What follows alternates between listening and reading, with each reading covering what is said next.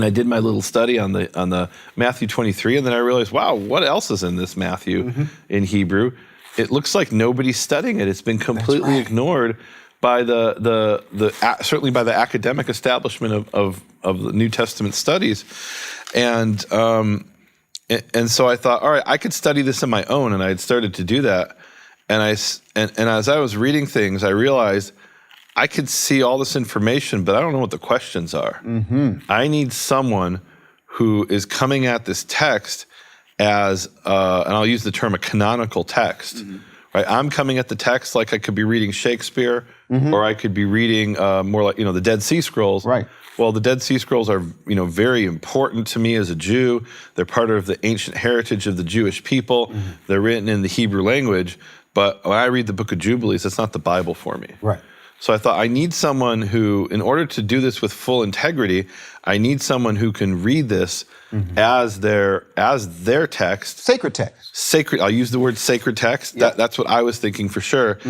Someone who could read this as their sacred text and ask questions that would never occur to me, and also, of course, give answers. And I thought, well, I can't do that with your typical Christian because they'll just try to convert me. And I'll give you a secret that you might not know about. Okay. Before I contacted you, I contacted some Messianic Jews in Jerusalem, and I asked to read with them this text. Well, you've never told us before. I haven't.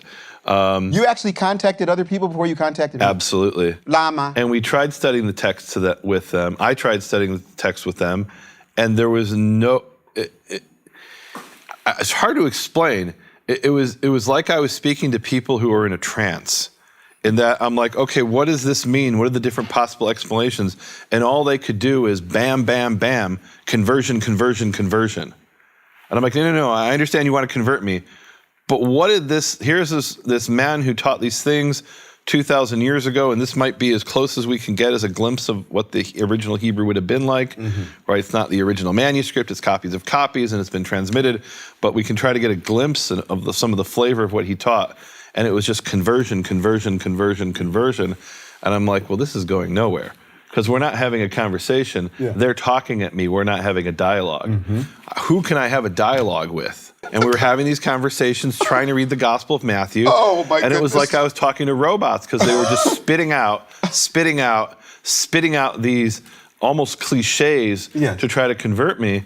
And I'm like, can't we just read what the text says without you trying to convert me? And they really couldn't.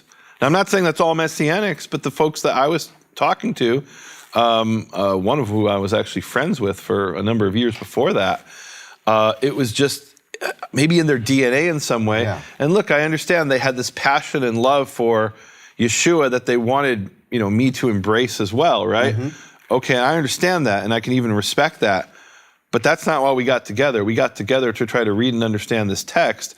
They brought the perspective as a sacred text, but let's deal with the text, not what your conversion agenda is. Right. And they weren't able to do that. And after a few sessions, I'm like, yeah, this is a waste of everybody's time, right?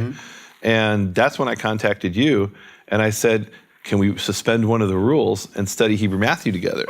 And it's one of the things that's blessed me in my life more than anything else.